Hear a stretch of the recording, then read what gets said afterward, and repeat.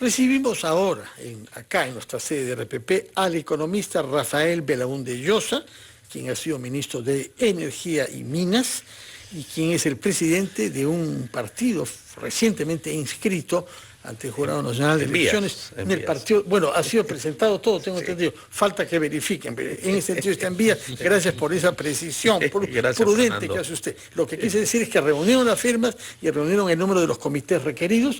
Falta que el jurado ratifique que todo ha sido hecho correctamente. Muy bien. Justamente lo invitamos por eso, porque durante estos últimos meses de crisis, de incertidumbre y de violencias, este último mes, usted y otras personas de su entorno se han concentrado en la creación de un partido político y aún más importantemente en el diseño de una estrategia viable para sacar adelante a nuestra población. Yo quisiera por eso, bueno, y es muy importante que no se haya dejado absorber, como muchos de nosotros, por la coyuntura y por las urgencias de cada día, sino mirar a mediano y largo plazo. ¿Qué es lo que parece que cree usted que estamos olvidando respecto de nuestro país por tener que ocuparnos todos los días de las manifestaciones, de la violencia, del golpe de Estado, de Pedro Castillo y de la corrupción? Bueno, buenos días, gracias por la invitación, por tenerme aquí. Lo fundamental es que el Perú es un país intrínsecamente rico, lleno de posibilidades. Lleno de posibilidades, pero esto no es como recoger pues, frutas de un árbol. El Perú tiene inmensas potencialidades en la medida que nos pongamos de acuerdo para poner en valor todo lo que el Perú ofrece. Y eso tiene que ver con inversión nacional, evidentemente, pero el desafío del progreso es tan amplio que requerimos inversión extranjera también. Eso un poco, por un lado, define qué actitud tiene que tener el gobierno, ¿no? Un gobierno predecible, que brinde garantías a la gente que está dispuesta a arriesgar su capital en el Perú. Y después necesitamos un gobierno que entienda que el Perú es mucho más que un mercado, que hay gente que no está inserta al mercado, que hay gente que se ha quedado en los extramuros del mercado. Ahí tenemos a los comerciantes informales, a los mineros informales, a la gente que produce en el Braem, en San Martín de Pangoa, es decir, gente que no puede acceder al mercado. Entonces, yo creo que el desafío del Perú y del gobierno y del Estado peruano es hacer que la economía de mercado, el capitalismo popular, la iniciativa individual sea posible en todo el territorio nacional, no solamente en una parte de él, ¿no? Y eso es fundamental, porque las personas tienen que sentirse incorporadas en un proyecto nacional que los aglutine en común. No, es inviable el futuro del Perú, por más riquezas que tenga, si una parte de la población se siente desafecta del modelo, se siente excluida del modelo. Entonces yo creo que ese es el principal desafío que tiene cualquier gobierno hoy, ¿no? ¿Cómo logramos, Rafael, para alcanzar este objetivo? Porque la coyuntura que vivimos actualmente con personas, ciudadanos que están protestando, están bloqueando las vías, tenemos prácticamente un descontrol, un desorden. ¿Cómo le explicamos y cómo lo entendemos, pero sobre todo cómo recuperamos ese camino hacia el objetivo que usted plantea? A ver, crecimiento económico, inversión privada es una condición necesaria, pero estamos viendo que es insuficiente, ¿no? El Estado en un país como el Perú tiene un rol muy importante. Este es un país con un enorme desafío geográfico, orográfico, la cordillera, los valles interandinos, y hay una profunda simetría socioeconómica y cultural también, ¿no? Entonces, las políticas públicas tienen que entender y reconocer esas enormes disparidades. Y el Estado tiene enormes recursos. El modelo económico que tenemos hace 30 años ha generado pues una enorme renta fiscal. Sin embargo, esa renta ha sido mal utilizada, mal aprovechada.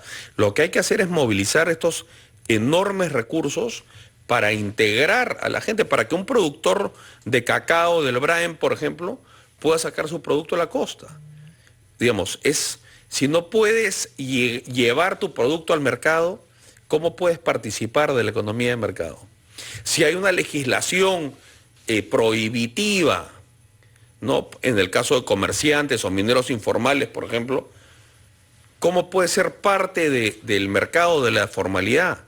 Entonces, se requiere una legislación pensada y entendida para que nuestro modelo económico sea viable. Es imprescindible que la gente no sienta que es o que son ciudadanos de segunda categoría. Lo del gas, por ejemplo, es pues inadmisible que la población del Cusco ve cómo pasa el gasoducto y ellos no tienen gas.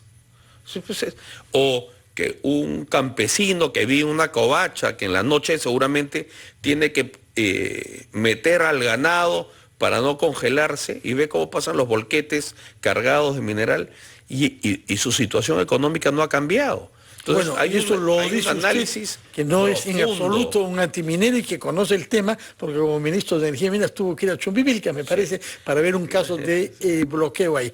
Vamos a ir a una pausa, por favor, permítanos, acompáñenos durante unos instantes, después de la cual quisiera preguntarle ¿qué es lo que ha producido este descontento? ¿Por qué tantos peruanos no creen en lo que usted llama el modelo económico y se sienten justamente lo que ha dicho usted que pasa con algunos, pero bastantes como para mantener al país en vilo, tanta desconfianza del modelo y sobre todo, y más aún quizá, de las autoridades? Nos lo va a contestar Rafael Belaúnde Llosa después de una breve pausa. Estamos conversando con el señor Rafael Belaúnde Llosa, economista, ex ministro de Energía y Minas, y que se halla acá en su calidad de flamante presidente de un partido que ha presentado ya todas las exigencias ante el Jurado Nacional de Elecciones, que está esperando la confirmación de su inscripción, que se llama Libertad Popular. Y habíamos hablado sobre por qué el descontento que se ha expresado de una manera particular en el sur de nuestro país, sur que usted como ministro de Energía y Minas tuvo que visitar, porque se produjo un bloqueo de carreteras también ahí, en relación con proyecto minero, en la provincia cusqueña de Espinar. Explíquenos qué es lo que descubrió usted ahí sobre este descontento. Bueno, en mi actividad profesional, o mejor dicho, mi actividad profesional la he realizado básicamente en el interior, ¿no? He vivido muchos años fuera de Lima, en distintas zonas de las serranías peruanas, ¿no? Yo creo que lo que ocurre, digamos, si uno va a Juliaca y ve los despachos de cemento o ve la venta de automóviles o electrodomésticos, es innegable que el poder adquisitivo pues ha aumentado. En general, en las zonas surandinas donde hay importantes proyectos mineros, el bienestar económico ha aumentado. Yo creo que el reclamo no es tanto por un tema económico, sino porque se percibe que se les trata como ciudadanos de segunda categoría. Y eso tiene que ver porque el Estado no ha priorizado el desarrollo del sur. Por ejemplo, en el corredor minero, la cantidad de colegios que no tienen agua o desagüe, o que tienen condiciones de infraestructura pues paupérrimas, es escandaloso.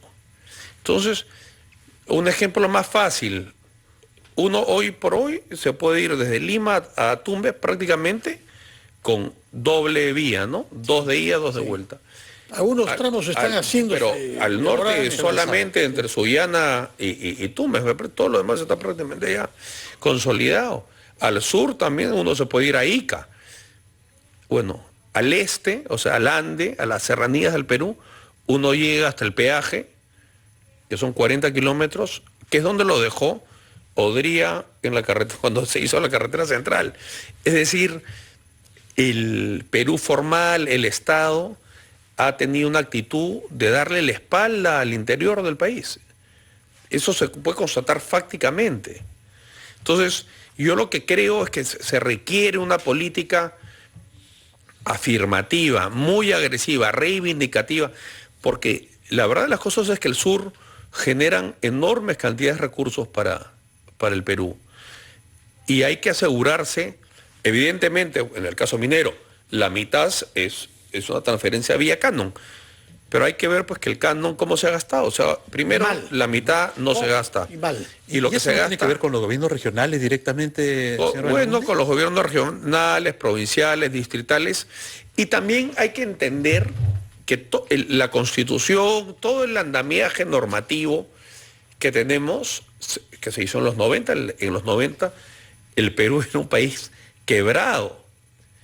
La recaudación tributaria no alcanzaba ni para pagar la planilla del sector público. Entonces tenemos un andamiaje normativo que es muy restrictivo, que busca asegurar pues cada centavo. Y lo que ha ocurrido es que ahora ha caído pues enormes recursos, una avalancha de dólares y soles, y hay un embudo, porque los gobiernos regionales y los gobiernos provinciales y distritales no tienen las capacidades técnicas para elaborar los proyectos de inversión y poder movilizar esos recursos en favor de la población.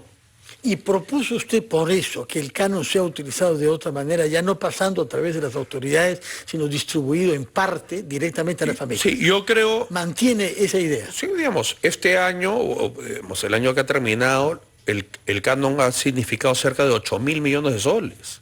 De eso se ha ejecutado la mitad. Ya otra discusión será ver cómo se ha ejecutado la calidad de ese gasto, ¿no? Pero cerca de 4.000 millones no se han ejecutado. Entonces yo lo que digo es, existiendo en el sur andino niveles de pobreza que no se condicen no solo con la condición humana, condiciones aberrantes para vivir, sino no se condicen con la riqueza que se ha extraído de ahí, yo creo que es perfectamente financiable que el Estado peruano se asegure que no exista pobreza extrema monetaria en las zonas de influencia minera. Eso es un esfuerzo pues fiscal mínimo. Mínimo, pero que no se hace. Me parece que hay muchas dificultades para hacer. La pobreza extrema monetaria es gente que vive con 180 soles o menos al mes. Ahora, señor Belaúnde, ¿cómo salimos en el corto plazo de esta crisis social en que nos encontramos? Porque se tienen que dar los primeros pasos. Estamos en una coyuntura que está deteniendo al país. Bueno, al margen digamos, de la violencia política y los bloqueos, lo que es fundamental es que el Perú tiene que retomar la senda del crecimiento. Y el crecimiento es inversión y básicamente inversión privada. El Perú es un país que tiene una serie de potencialidades para recibir inversión, no solo minera, en agroindustria, en infraestructura, en múltiples áreas de la economía. La inversión es otra forma de decir ahorro, ¿no? En el Perú hay algo de ahorro vía las FPs, en fin, pero el potencial es tan grande que es evidente que el Perú para crecer requiere inversión privada extranjera. Para eso se requieren condiciones de estabilidad, de predictibilidad. Entonces, yo creo que el problema que afronta el Perú hoy, o que enfrenta, quizás es la palabra correcta, tiene que ver con promover las inversiones para recuperar tasas de crecimiento importantes, 5, 6, 7%. Pero por otro lado... Está previsto lejos de eso para el 2023. Pero, si es que llegamos a 2%, estaremos contentos. Pero es igual de importante movilizar los recursos que recauda el Estado en favor de la población.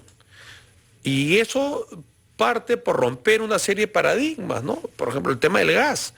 Hay que llevar gas a Andahuaylas, hay que llevar gas a Junín. El progreso al final en un país como el Perú es infraestructura y energía. Y tenemos un potencial enorme para captar inversión de infraestructura y tenemos una fuente no inagotable, pero gigantesca de energía, como son los yacimientos de Camisea. Rafael Belaúnde, muchas gracias por estar con nosotros, por darnos optimismo sobre nuestras posibilidades económicas y ciertas pistas sobre cómo aprovecharlas, y también sobre la aparición de un nuevo partido democrático en nuestro registro, que está esperando naturalmente confirmación por parte del Jurado Nacional de Elecciones, pero nosotros saber que han presentado el número requerido de firmas, así como el de comités distritales en no menos de 20 regiones de nuestro país. Este partido se llama Libertad Popular. y es presidido, creo, por decisión de los miembros, por usted mismo. Así que muchas gracias por su presencia acá. Que tengan muy buenos días, Carlos. Creo que vamos a pasar de un Belaúnde a otro, ¿no? Ciertamente, y vamos a tratar ahora, Fernando, de un tema internacional, precisamente